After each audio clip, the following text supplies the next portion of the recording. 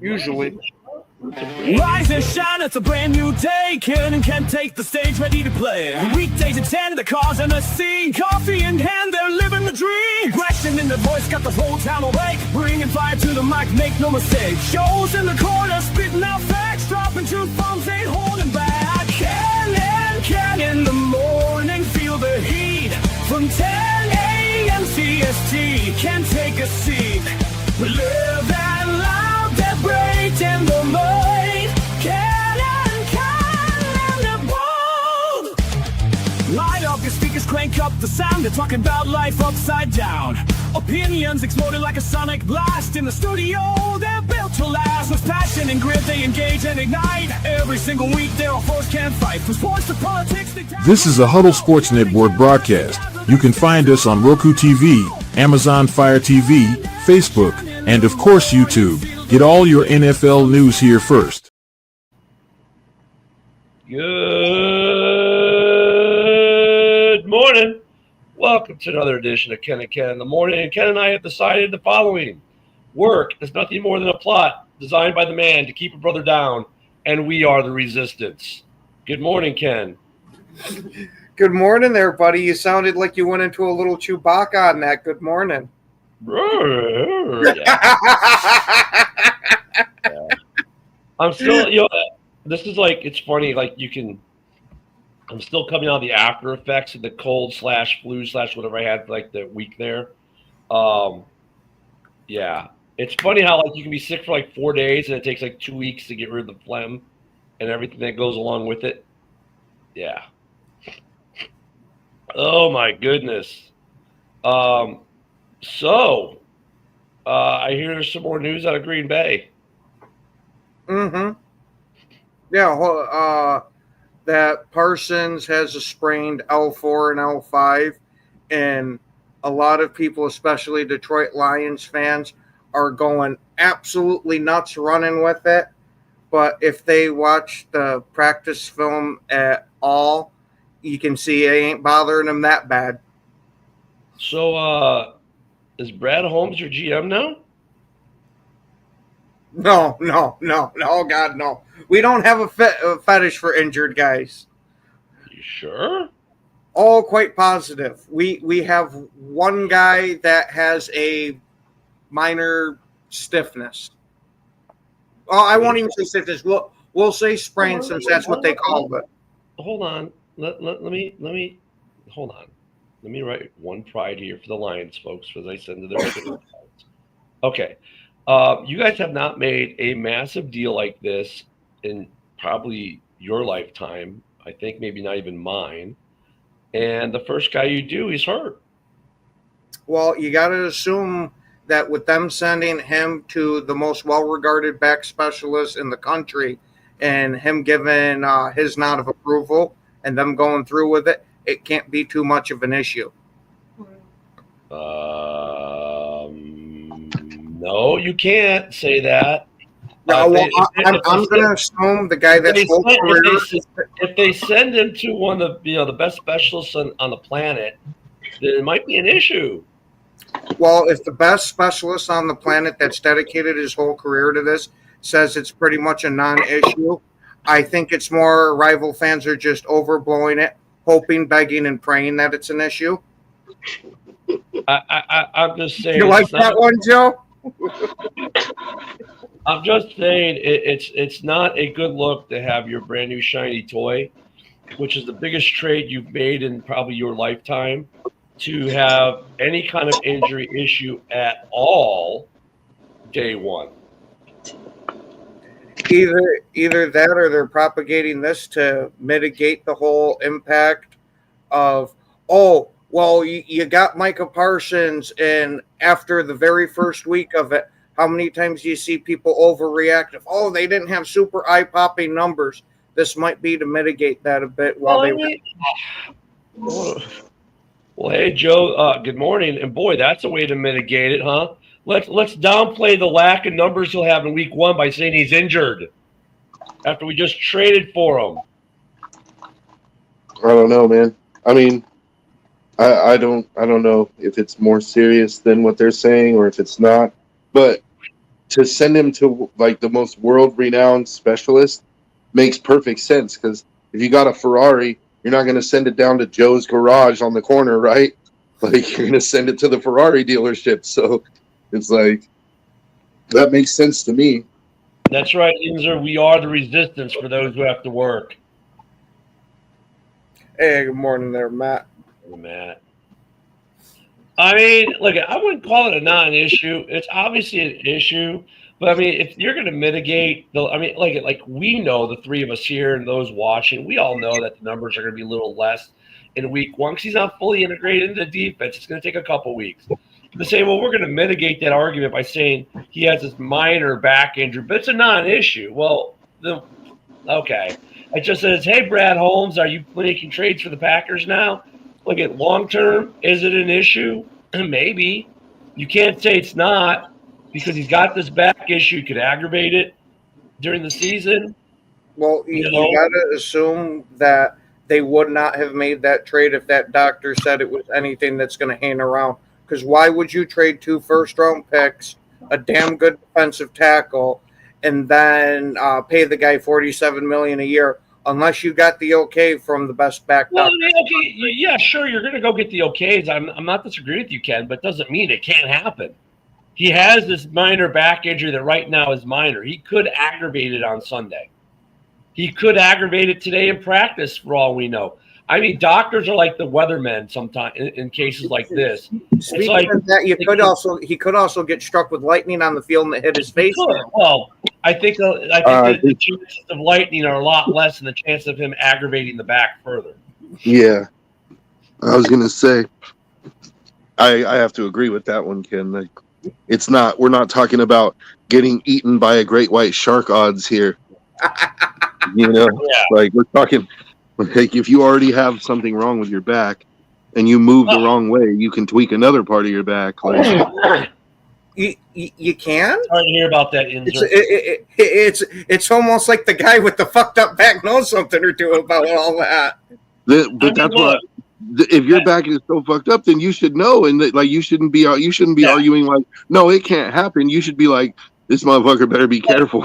I've got back issues, right? And since I retired, it's funny because you retire and your body gets better. It's like I used to have to take heartburn medication daily, right? I used to have to take my back meds daily. Since I retired, it's like once a month. It's like, wow, probably because stress levels are down. But then stress levels are back up talking to you yahoos every day. But I mean, but look, I know too. Even like so one day my back would be fine. The next day I could turn the wrong way. I could Sammy Sosa it and have a sneeze, right? And next thing you know, I've hurt my back is feeling like, what the hell? I mean, backs are once you hurt a back, you've hurt a back. There's no ever being 100% healed ever again. There's a huge difference between an actual injury to it and a sprain. You've still hurt the back. Whether it's still with you, it's going to be with him forever. I mean, he's had injury. Look at guys like Larry Bird. Look at other athletes when they start getting back injuries. It becomes a chronic thing over the long term. Sure, I mean, we're not saying that they shouldn't have traded for him, Ken. We're not saying that he's going to be okay. He's going to be able to play.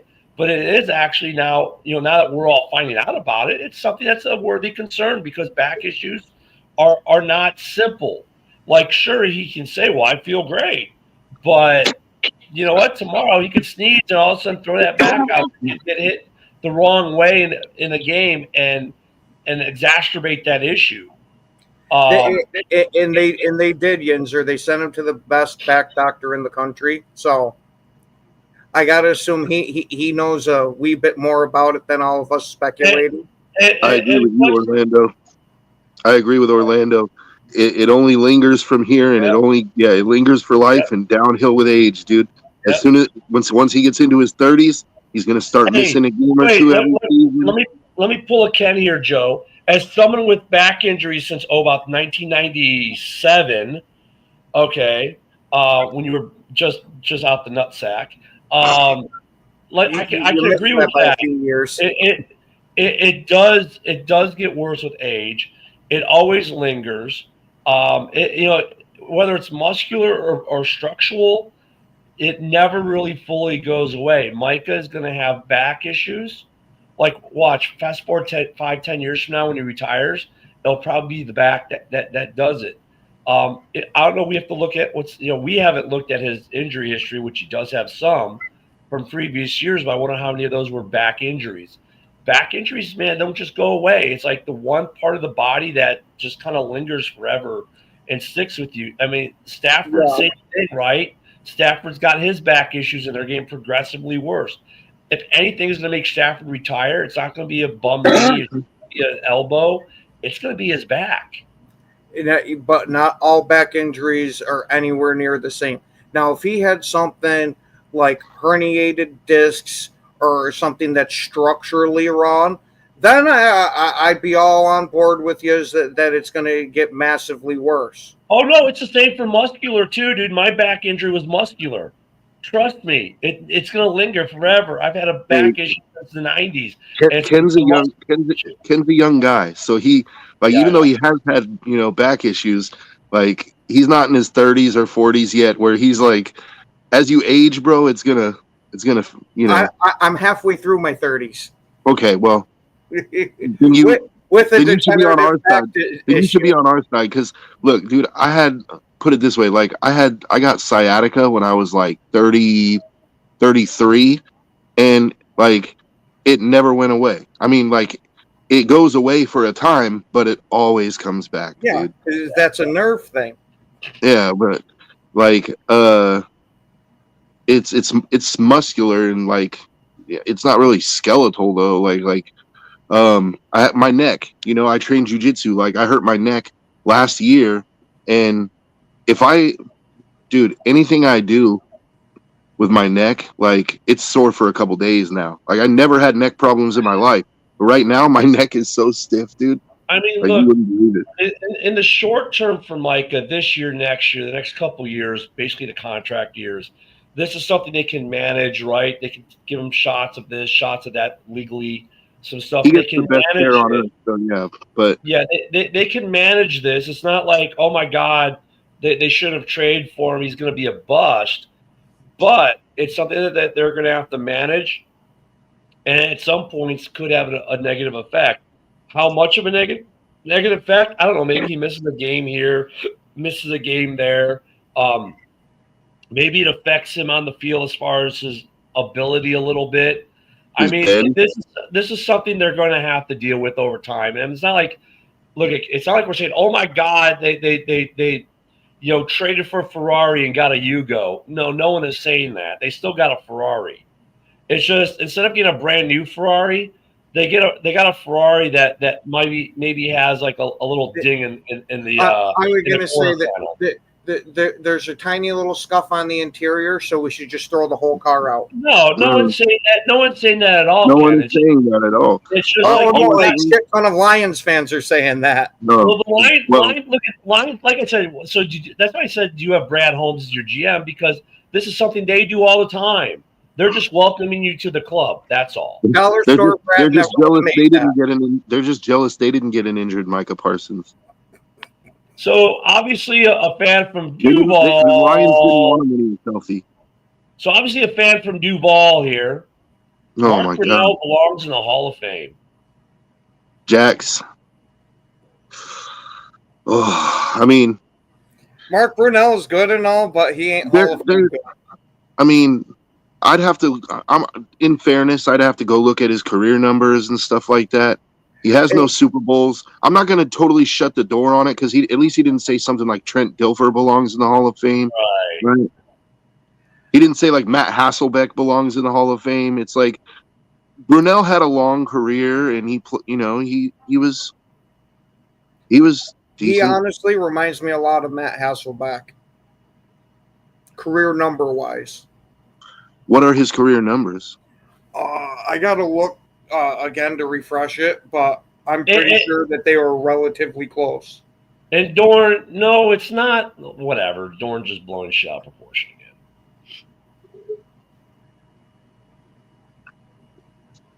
again. Yeah. Understand what we're saying. Understand what we're saying. We're not saying the Packers shouldn't have traded for Micah Parsons. We're not saying that his injury is career ending. What we're saying is, like, Don't be surprised if it leads to future issues because back injuries generally do. Right. Even no matter how minor they are, they always tend to linger or they always tend to resurface later on. That's all we're saying. And don't make it, oh my God, like you guys don't say anything. They always the people get ejected. Now it's a thing. Like, dude, I'm the guy who said that's what we do now. Is that they're going to be able to manage it over the next couple of years with shots and other things. So it's not like as huge of a deal, but it's going to be a deal. I mean, that's all we're saying. But my God, you think with Packer fans, we just like abducted their firstborn kid and sold them on the dark web or something? It's just going to get worse no matter what it is. It's just going to keep deteriorating, and that's what's going to cause him to retire. His career numbers are average yards. I said, Ken, that could be 5-10 years from now. I didn't say it's going to be tomorrow. It could be. I mean, it's going to be over time. It's going to take its toll on him. Yeah, it was a good trade. I mean, look, at least now we know how Micah's career will probably end. It was a good trade for the Packers. Yeah. Not so sure about for the Cowboys. Yeah, the Cowboys got to wait and see what those draft picks turn into a few years down the road here. And actually what impact losing Micah has versus adding Kenny Clark. I mean, for all we know, it could end up being a wash for this season. If Kenny Clark has a good season down there in Dallas and they do better defensively, it could be a wash. I think they're going to miss Micah either way. Matt Hasselbeck has better stats than Brunell. Granted, they're in the same sphere, but his stats are better. See, Romo, just throw that back up, Jim. Jim's comment. See, like he brought up Tony Romo. Yeah. Remember, his back was never the same after injury. Don't think Micah is there yet. Yeah, I don't think Micah's there yet either. But it starts off with a little. Now, if he gets another back injury, then I can agree with you guys. And all I'm going to say is it probably is not good for a back injury to be slamming yourself into a 320-pound NFL offensive tackle repeatedly. Actually, what's even worse, though, Joe, is now telling the world about it. Because because I mean, look, it's the NFL. Dudes are going to target it now. He's going to he'll take cheap shots to the back. He'll take legal shots to the back, but guys will key in on the back and try to, and that's just how it works, man. Yeah, that's true. Romo also broke he broke a bone in his back, which is different. That's just my whole point of it. Is not all back injuries are the same, so I don't expect it to be super bad. Dude, I'll tell you though, like your back issue, Ken, is structural, right? That's your back issue. Yes. My back issue is not structural. It's soft tissue. It's muscular. And I'll tell you what, dude. There are days I don't even want to move because it's that bad. And it's like it could just be a random Tuesday, and then I'm fine for 6-8 months, and I have no problem. Or I slept wrong. Muscular is weird. It's a weird animal. All back injuries are a weird animal. It's just. I can understand that. They'll mitigate it with shots and do stuff like that. But I mean, it's never going to go away. There's even when you say, "Hey, I haven't had a back issue in 8 weeks," and then also the next morning, oh man, what the hell? I mean, it's going to be one of those things, and eventually it'll get worse as you get older, as you put more pounding on it. Like Joe said, it's definitely something they're going to monitor for sure. I don't think that's the type of muscle thing he was talking about. Hey, what Packer fans do, man, we don't talk about on the show like that, okay? I think we're talking about the other Ken. No. Because structural back issues can't be caused from anything besides birth defect, buddy. Oh, yeah, man. I mean, I think he's fine for the contract too, Jim. I mean, look at for the overall, I think he's fine for the contract. It's just, could he miss a game or two? I mean, look at he's had injuries he's been out for even under his initial contract. He's had injury time. So players get hurt and they're going to miss all the time. I mean, that's just the league, right? We'll see how if he misses time over the next year, 2 years, whatever, if it's a back issue or not. It's just something to watch. Now look, if he misses a game or two this year for the back and a game or two next year for the back, and it becomes more and more, then it's obviously become an issue down the road. If he's missing time for something else, then it won't be. But it's going to be it's going to be something they monitor for sure. Honestly, if I was the Packers, I would not be in a rush to throw him into game one, dude. It's like I get you want to test drive the new Ferrari, but like, why don't you go get that ding taken out first? It'll like, be like Khalil Mack. I expect him to be on a pitch count for the first couple. Yeah, it's like when the Bears got Khalil Mack. He was on a pitch count in that game, and the pitch count will go up every week until I bet they have a ramp up plan that probably goes 2 or 3 games. Worst case scenario goes 4 games, and they get the bye week in 5, and week 6 he's on a full count. So I mean, that makes sense. I mean, look, they're gonna be fans. Like even when the Bears got Sweat, Sweat was on a pitch count when he first got to Chicago for a couple weeks. He only played third downs for a bit there, right? Until they got him more integrated into the system. It's not even about whether he's healthy or not. It's going to be he's got to get fully integrated in the system. So it's going to take a couple weeks. Now look, they got him. This is what first full week of practicing, really, right? So, he'll be on a pitch count, and every week that pitch count will go up as he becomes more integrated into that complete defensive plan. I would not be surprised if this Sunday you see him primarily on third downs, on what would be considered a passing down. If your Lamborghini has a dent, just buy a new one. Just buy a new one. Mike has a 96 Buick. My grandpa loves it, but it's trash. Oh my God. Man hours coming with the heat. He said a 96 I was thinking delusion, but okay. Right. I would say probably obvious passing downs, so probably mostly third downs. So you're probably looking at what, like anywhere from 15 to 20-ish. That's probably exactly what I was thinking, somewhere in the 15 to 20 range. And it's probably going to be primarily passing downs because of the job at that time. For the scheme wise, it's simple. You quarterback, go. I mean, that's a scheme. So I mean, it's a little bit different. So that's the thing. Like, I don't think you're going to see Mike on first and second downs for the most part. And if they have success running, they might not see him much on third. Yinzer, I would be more than happy to let Micah do that because you see how great it worked for LT. Hey, you know what? Too bad Green Bay didn't sign Hendon Hooker. Then he could do Hooker and Blow before the game. Oh, we don't need him doing Hooker. That sounds more like a Vikings thing. No, that's a Packer thing. Oh. Man. Yeah, passing downs. Yeah. So that's gonna be something to monitor. So I don't think it's a big deal for this week. I mean, he's gonna have Orlando thinks that the Lions are gonna run against the Packers. Yeah, I mean, I was gonna say that's what Green Bay should hopefully have expected already before even the Parsons yet. Now that's a funny thing though. We're all expecting to run. Wouldn't it be funny if them knowing that Mike is on a pitch count, probably when they see third downs go pass, run. And then when Green Bay goes to make the adjustment, they flip it. I honestly could see a very pass-heavy scheme from Detroit because the Green Bay secondary is not very good. So Green Bay's corners are average at best. Well, I'll give you that. Corners the safeties are not very good. Are awesome. McKinney's good, yeah, but like I'm just saying. I was gonna say our other safety in Evan Williams is damn good too. Yeah, he's the best safety in the league, even though you never heard of him, Joe.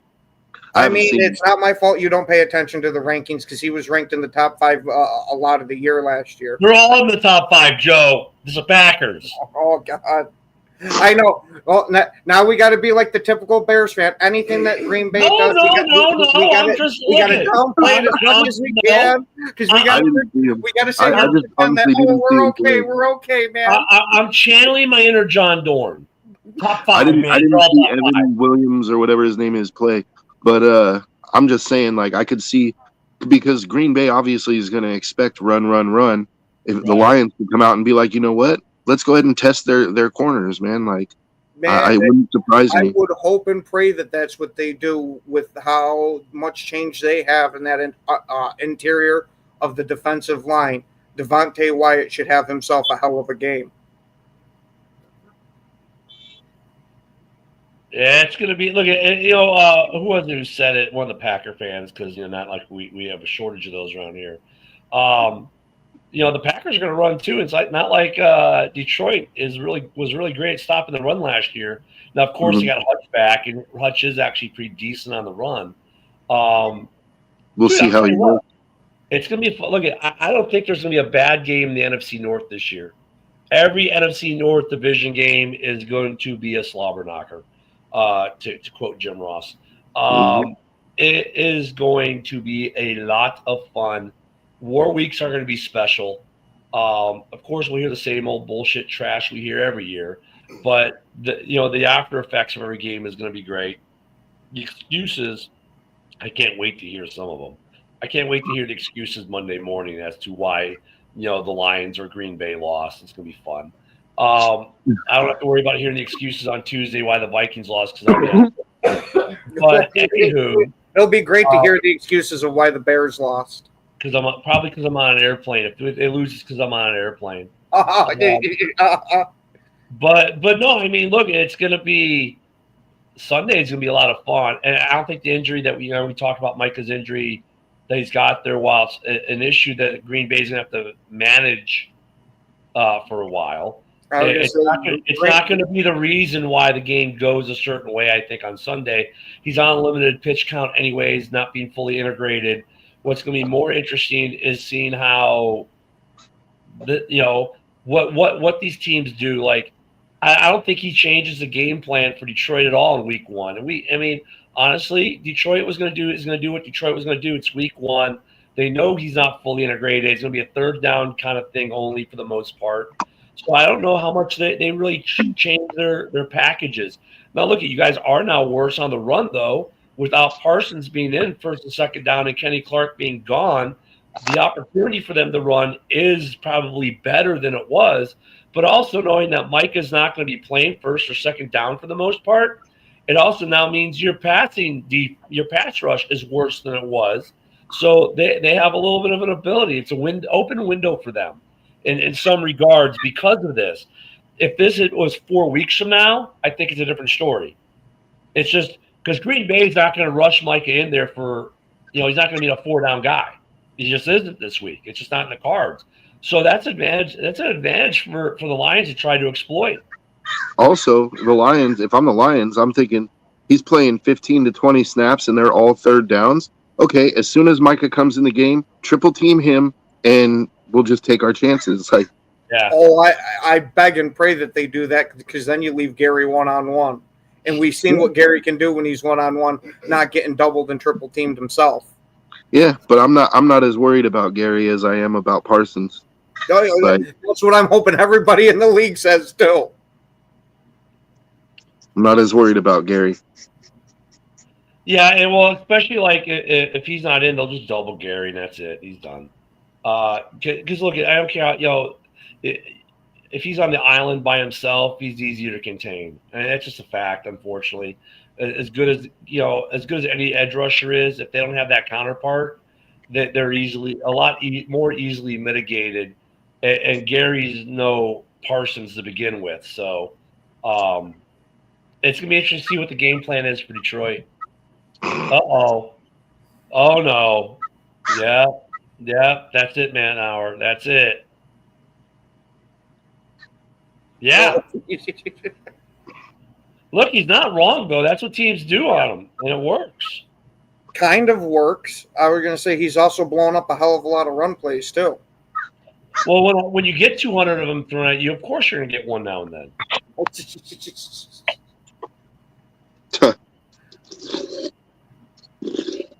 Man, hour's killing me this morning. Steelers versus Packers Super Bowl, the revenge game. I'd be okay with that. Aaron Rodgers beats the Packers for no. his second Super Bowl. Aaron Rodgers gets his ass kicked by the younger guy. That sounds like it. Dude, there's a lot of great. You know what though? I mean, it's a little early to be talking Super Bowl. There's a lot of great revenge games happening this year. You've got Week 1. You started it off Week 1. 2 quarterbacks that flip teams, right? Fields and Rodgers go head to head, right? Jets Steelers. That's gonna be fun. Then you get the whole Rodgers tour of the NFC North. That's gonna be fun. I mean, you get all those kind of. There's a lot of good revenge games out there. That's gonna be fun to watch this year.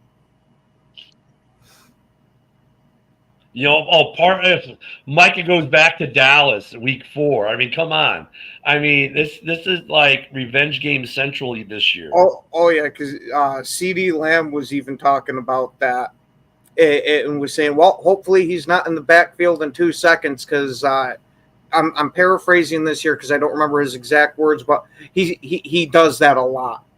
I like Man Howard's funny. I don't agree with you, but it's funny. It's like, he says the Packers won the Super Bowl because Favre got Minister of Defense, Rodgers got some dude he forgot, and now Charles got Woodson. I know that's a guy to forget. Yeah.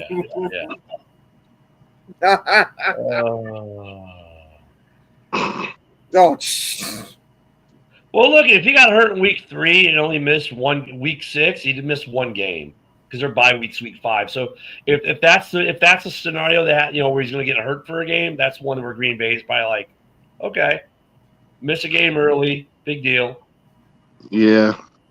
There ain't no way in hell Micah's missing that Cowboys game week 4. You better hope that you guys beat Dallas.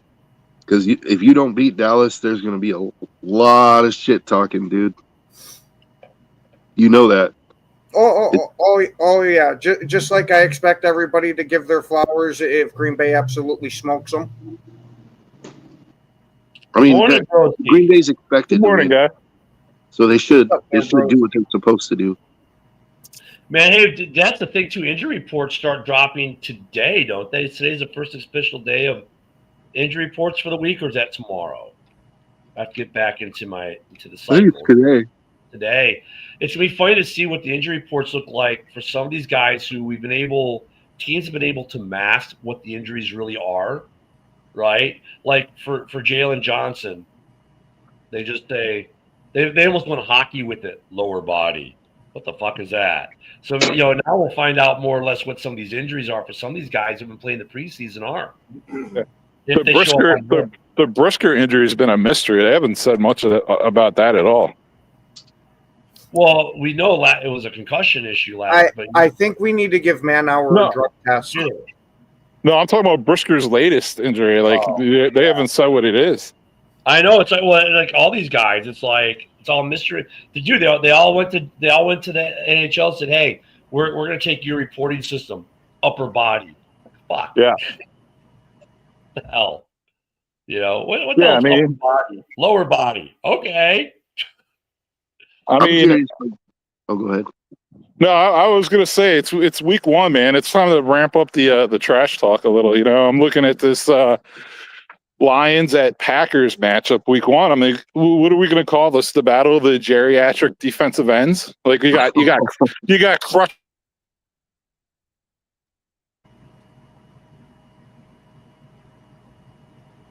Oh, be cut out. What happened to Broski? I don't know. Can you get After locker room initiation? I mean, they broke his back quick. So hey, maybe there'll be okay. They're bear down and take it like usual. Maybe there'll be a defensive end standing after the game. Yeah, he said the Packers locker room activities are what are responsible for that back injury. I wouldn't talk about that when you got Caleb Williams and your tagline is bear down. Broke back. My God. Wow. That was pretty good, though, dude. Hey, Ken, just FYI, you got some background noise there today. It's just like that fixed it. Yeah, it's my AC. Oh yeah. When they list Micah, what the hell do you need AC for? Hey, they list Micah on the injury report, it's gonna say back blown out. Oh, blown out. Oh my goodness, boy, the trash talk. Look, got his back blown out. Are you sure you're going to be talking about blown out backs with the defensive line room that you've had there, Joe? Oh, we got rid of that guy. Before we get too far, hold on, Ken. Before we get too far down this trash talk rabbit hole of nonsense, be sure you tune in at noon Central for the Daily Huddle, because the trash talk there is going to be off the chain, I am sure. Now, granted, it's mostly Packer guys on the panel. That just means you can have more fun in the comments with them. I can see Man Hour being there. Oh, goodness gracious me. But look at week 1. We got some good games already. I mean, the NFL. I swear, the NFL and their storylines, though. But this year's Revenge Game Central, man. I mean, who isn't going to be interested to see what happens in that Jets Steelers game a little bit, right? Who's not going to be interested in week 4 when Micah goes back to Dallas? Oh yeah, that Man hour, the daily cuddle is what happens with the Chiefs fan base. Go ahead, No Broski. argument here. Go ahead, Broski. Fuck the Chiefs. So Broski's going to say something, then he cut out again. He's having Bro, so you're having mic issues, bro. yeah. What's up, dude? Hey, I want to ask you guys, before the season starts, let's make a prediction. Who do you think is going to be, like, first to worst? And who do you think is going to go – it doesn't have to be worst to first, but who do you think is going to be the most improved team in the league this year? In the league?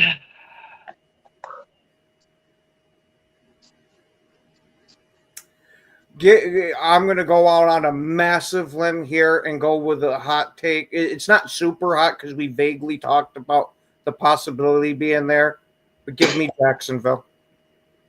As being the worst to first? Yeah. I wouldn't be surprised if they win their division and that they're the most improved because hopefully for them, they have a competent coach now, which he does seem like he is a competent coach.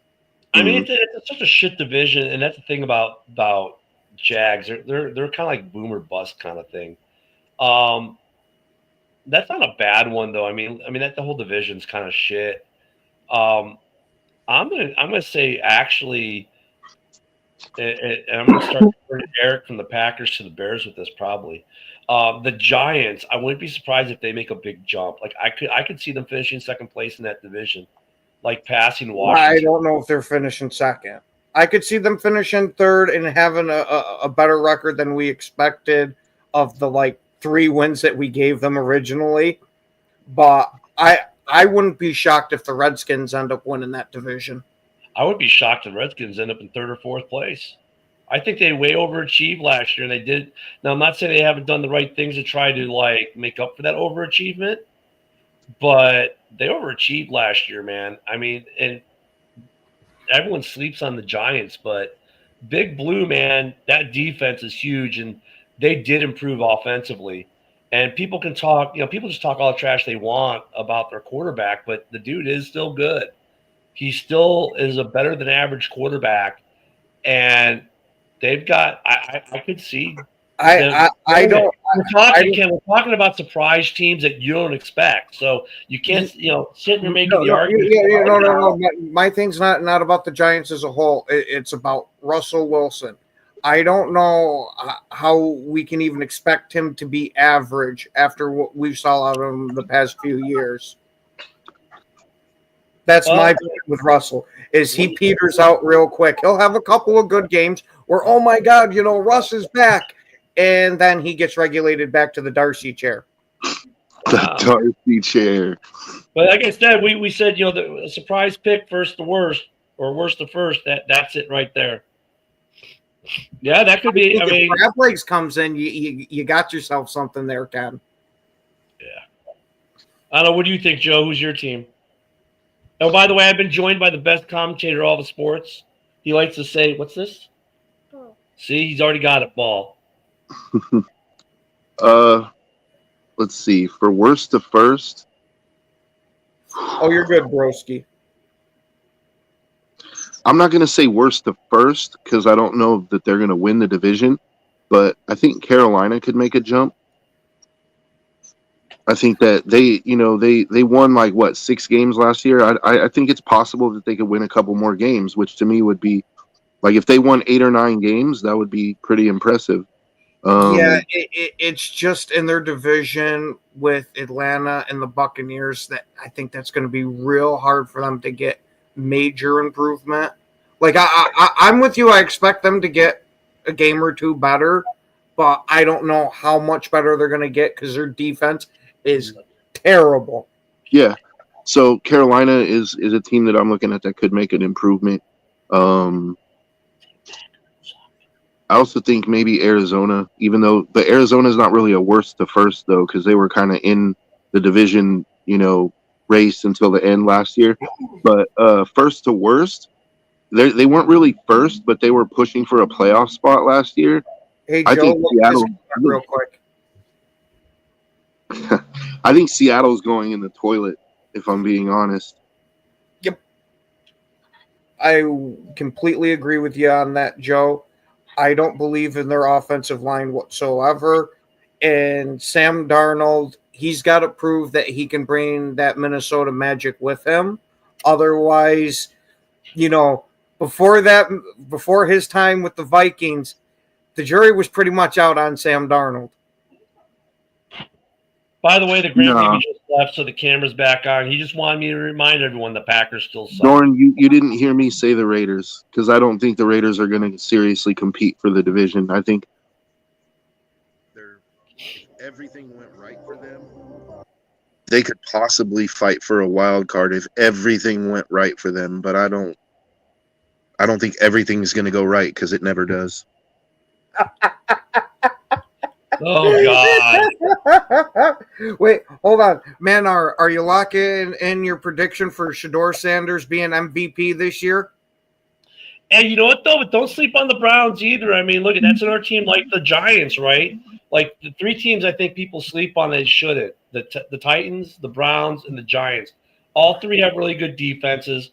All three made improvements to their offense. And basically, look at their goal here is if those offenses can now not just be 3 and out or giving up the ball with short fields for the opposition, which hurt their defenses.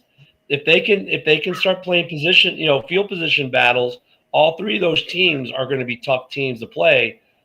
So I wouldn't sleep at any one of those three teams. So say what you want to say. They got an old guy at quarterback, blah, blah, blah, Shedeur Sanders. Great.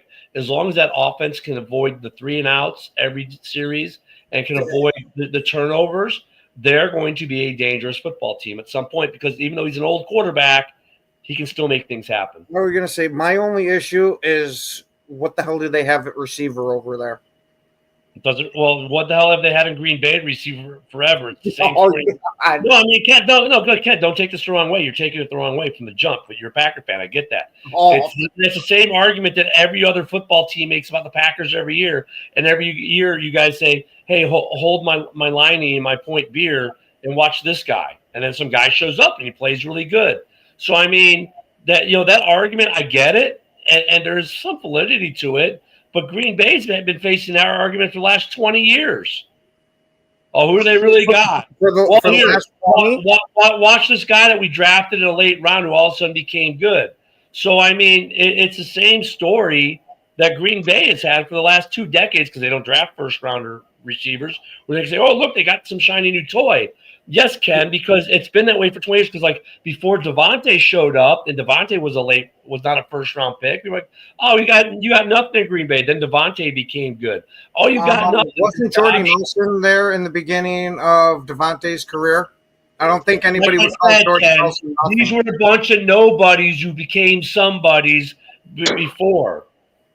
See, Ken I didn't know second round But picks. Ken were was sitting there going like, oh my God, Ken, really just like give it up. Because dude, I think he's talking about the other guy. No, Ken, he's talking about you because you need to stop being a Packer fan for a minute and think objectively here. I was going to say you got to stop being a Bears fan for a minute. Objectively, people would go, Green Bay doesn't have one at receiver, and Green Bay would be like, you don't think we do, but okay, watch. And then these guys would become good players, right? But before people knew who the hell they were, they're like, they got nobody in Green Bay. And then these guys would show up. So, like, when you go to Cleveland, well, they don't got anyone at receiver. Dude, they're just you in a different, who knows? Maybe one of their guys becomes the next guy that becomes the next Devontae Adams, becomes the next Romeo Dobbs, or whoever the guy that showed up last in Green Bay is. Only thing is good quarterback play. That's the thing, though. That's the one thing about Green Bay, though, is they always had good quarterback play, and Cleveland has not had that for a long time. So that's the only thing. But Man-Hour? Somebody in there said Jerry Jeudy is considered by some to be a top 10 wide receiver. Yeah, that's what I said. Jerry Jeudy? Okay. I mean, at one point he was, and then he wasn't. right? At one point he was, and then he wasn't. What do you guys think about Kansas City this year? I think they take a step back, honestly, because Kelsey was already pretty much disappeared last year, and then now this is his last year. I don't expect him to go, 1,000 yards and go crazy like. Well, it's And a war they of lost attrition. some offensive linemen in free agency. Like, I don't know. It's a war of attrition, right? And attrition gets you eventually, no matter how hard you try to fight. Like, you can the NFL is always a war of attrition. Guys come, the guys go, right? But when you start losing, starting linemen, starting defensive linemen, whatever, and you replace them, sometimes you get lucky and the replacement fills the void and you don't feel it. But you can't get that 100% of the time. It's like, when you have a good quarterback retire, you can't always assume the next quarterback's going to be good. I mean, the Packers, we'll see what Jordan Love. I think the jury's still out.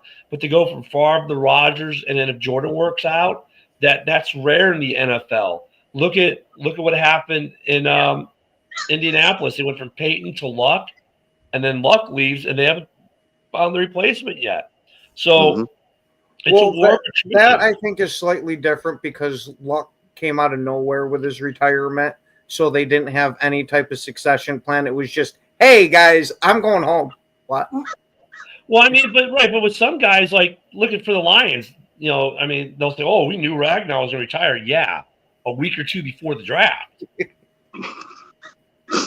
I mean, it's when you start losing guys, and you're right. If you're trading guys out, or that you're not going to sign a guy in free agency, you kind of have a plan, but it doesn't mean that your plan works, right? Because I may say, hey, I'm losing Joe at right tackle, but Ken's going to fill in.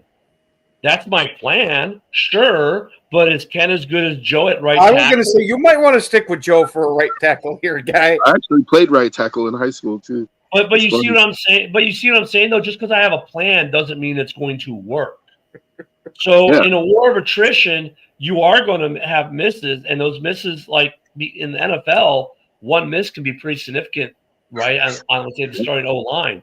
So and I look at the Chiefs at what they've lost and what they're about to lose, and I just think I'm not sitting here saying they're going to finish 6 and 11 or anything, but I think that their stranglehold on the division is more vulnerable this year than it has been in the last 8 to 10 years. It is. I agree. I think the whole division's kind of come up. I think Denver might take a step back this year a little bit. I think that's another team that overachieved last year, but it's still a tough division. I mean, look, could KC win that division? I think they're still the most polished team in the division, but the war of attrition is going to start biting them in the ass here eventually. I think they take a step back just because the Chargers are taking a step forward. I'm expecting the Chargers to take that division. And honestly, I don't think the Broncos take a step back, but I don't know how much better that they get. See, I agree with Dan Hour with this comment. Broncos last season hurt him in a way it did. Sometimes that losing Rashawn Slater, like, because before Rashawn Slater got hurt, I also was picking the Chargers to take the division, but I think losing Rashawn Slater definitely hurts them big time. Massively, and that totally hinges on how well they can work at replacing the left tackle. Because I would say probably replacing the right, because you got to assume that they're kicking Joe Alt over the left. I would think so. But I mean, that division, though, like going back to Joe's question, though, because we all know KC sucks Joe's right nut on Tuesdays and the left nut on Wednesdays and something else on the weekend. But, I mean, welcome Raider Nation. I know you're watching today. But, I mean, look at KC is still the most polished team as far as overall product in the division. Now, that means – and look at all the teams in that division are well coached. They got good coaches. However, I really think that KC's offensive coordinator is more of an issue. Matt Nagy, I don't know how the man still has a job there. He was coach of the years in 2018 for the Bears when we overachieved that season. But since that point, he's been terrible as not just a head coach, but as an OC. I mean, he may be the OC, but let's face it, Andy Reid does the lion's share of work there. And when he's left to his own devices, KC's offense hasn't been that good. The culture in KC is good, and that's helped mitigate it. But like at the end of the day, I think their offense has issues. Like I expect Pacheco will run pretty well this year, but they're losing Rashee Rice for the first 6 games. That's going to hurt. Kelsey, like Kittle's production is down, but he'll still give you some good games. But they're vulnerable. They are vulnerable. Last year, Kelsey had admitted him doing the appearances in movies and stuff like that hurt his season. Now, I wonder how much is this wedding planning for something that you know has got to be super extravagant. Really? Do you think, hey, Joe, do you think Taylor Swift and Jason Kelly are planning their own wedding? Or you think they're hiring a company to do it for them? I think it's going to be a combo because I have no doubt that. Oh, wait. Let me rephrase this. Ken, you ever been married? Oh, jeez. No, seriously. Have you ever been married? Hell no. Okay, Joe, you have, correct? Well, yeah. Mhm. How much wedding planning do we get versus the wife? Well, for me and my wife, our situation was different because we were on a timeline. Like we had a very specific amount of time that we had to get married, so we had to plan it together.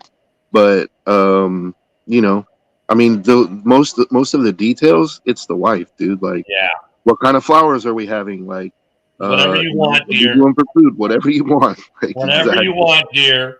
So when it comes down to it, when it comes to even the color scheme, like, well, what color should my tux be? She's gonna let you know.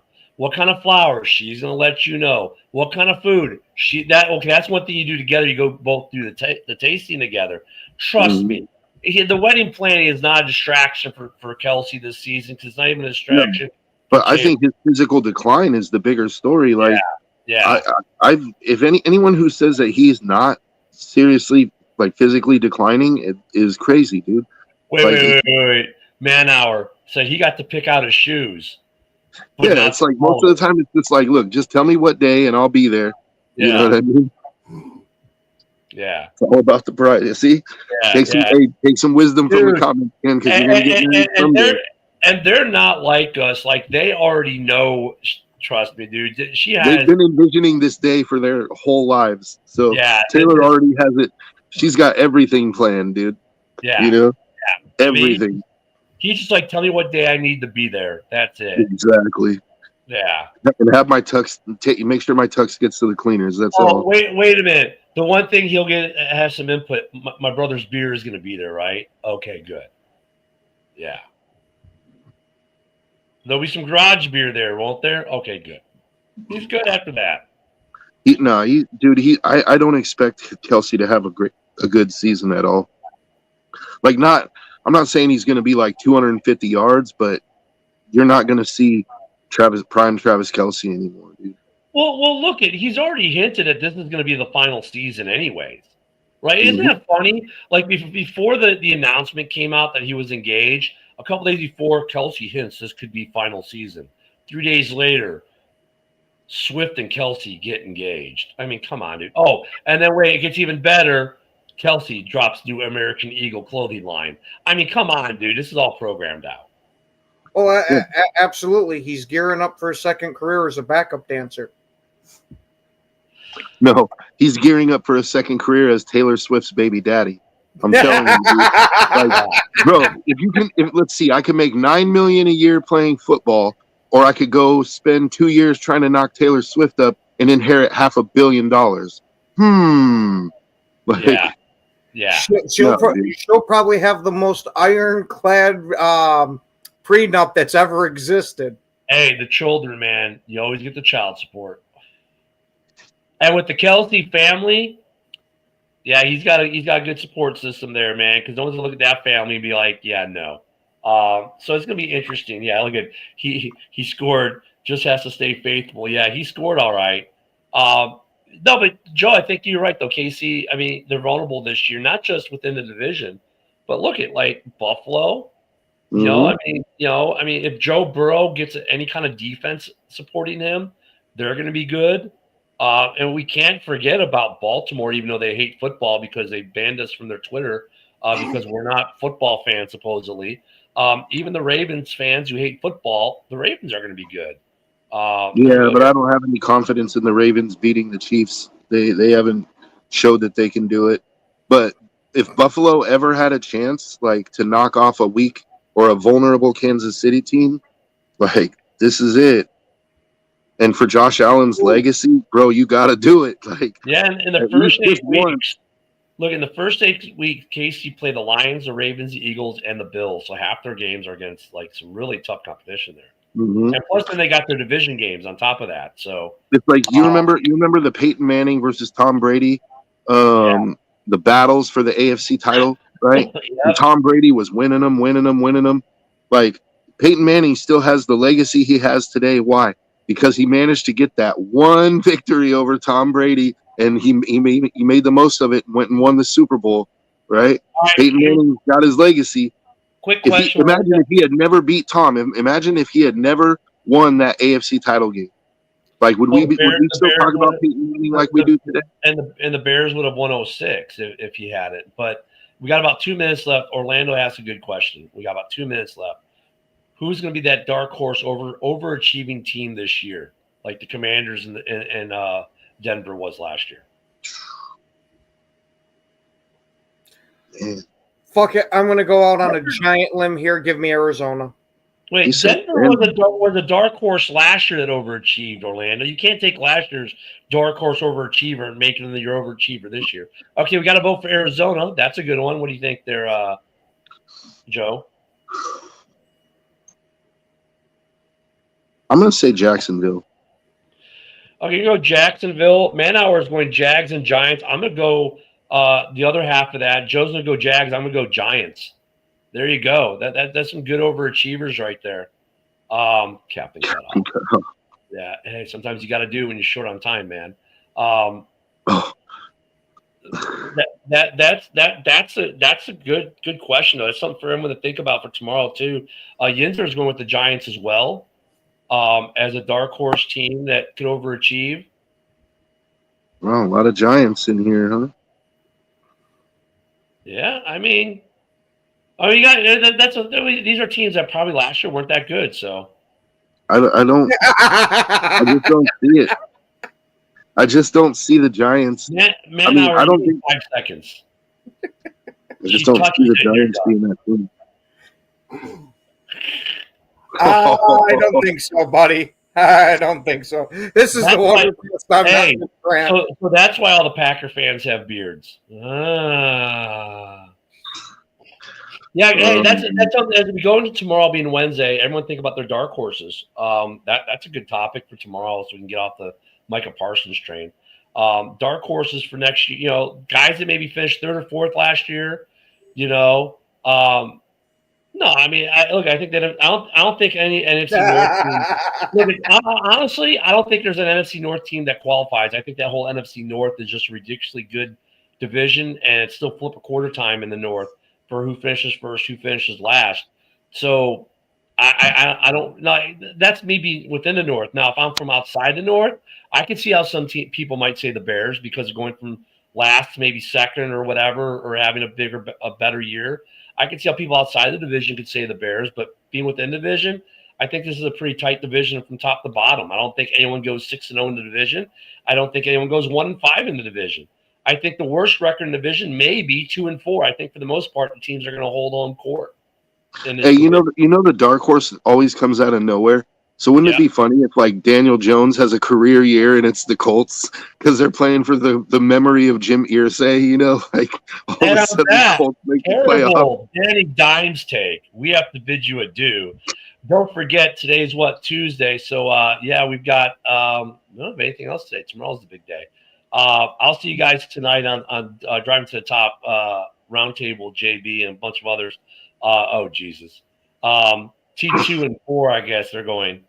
I guess you're going Terminator on us. We'll see you guys tomorrow. I'll start thinking about the dark horses, but the Colts. Now we're going to be thinking about that one all day. Everyone have a great day. Hey, remember, football starts in 2 days. We'll see you guys later. Thanks for being with us. Bye-bye.